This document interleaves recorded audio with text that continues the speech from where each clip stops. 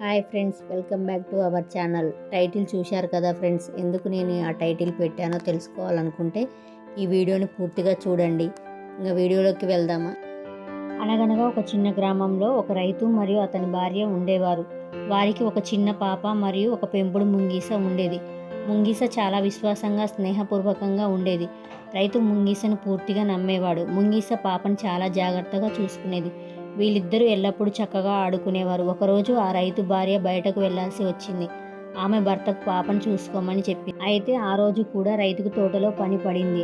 అప్పుడు రైతు అన్నాడు, కంగారు పడకు, ముంగీస పాపని చూసుకోగలదు అన్నాడు. భార్య అతని మాటలకి కొంచెం సంకోచించింది, కానీ తన భర్త మాటలు విని మార్కెట్కి వెళ్ళిపోయింది. పాప తన ఉయ్యాలలో నిద్రిస్తుండగా ముంగీస పక్కన నుండి జాగ్రత్తగా కనిపెట్టుకుని ఉంది. అప్పుడే అకస్మాత్తుగా ఒక పెద్ద నాగుపాము ఇంట్లోకి వచ్చింది. అది పాప పడుకున్న ఉయ్యాల వైపు వెళ్లడం చూసి ముంగీస దాన్ని అడ్డుకోవడానికి ప్రయత్నించింది. ఆ రెండింటి మధ్య తీవ్రమైన ఫైట్ జరిగింది. చాలాసేపు పోరాడిన తర్వాత ధైర్యవంతమైన ముంగీస నాగుపాముని చంపడంతో విజయం సాధించింది. తన విజయంపై గర్వంతో ముంగీస తన యజమాని రైతు తిరిగి వచ్చేంత వరకు ఇంటి తలుపు దగ్గర ఎదురు చూస్తుంది.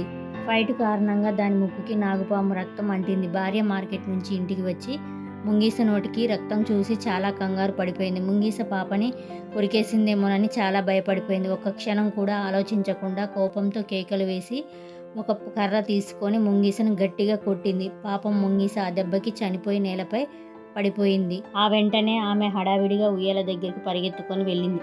పాప ప్రశాంతంగా సురక్షితంగా ఆడుకోవడం చూసింది. ఆ పక్కనే ఆమెకు చనిపోయిన నాగుపాము కూడా కనిపించింది. అప్పుడు తెలిసింది ఆమె చేసిన తప్పేమిటో అని చాలా బాధపడింది.